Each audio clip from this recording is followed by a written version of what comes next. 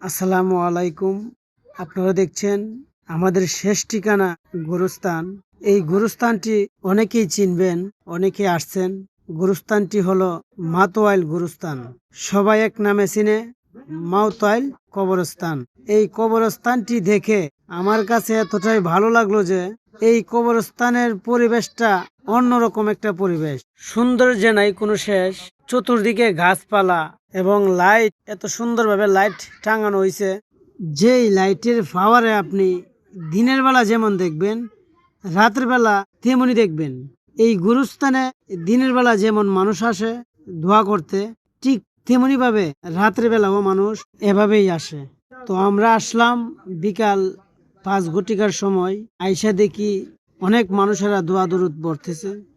গোরস্থান যদি এভাবেই পরিষ্কার থাকে তাহলে বিভিন্ন জায়গা থেকে মানুষেরা দোয়া দরুদ পড়তে আসবে। তো আমি মনে করি এই মাতোয়াইল গুরুস্থানের মতো আমাদের ভুবন গ্রাম একটি গুরুস্থান আছে। এই গুরুস্থানের কাজ ইনশাআল্লাহ এমন ভাবেই হবে।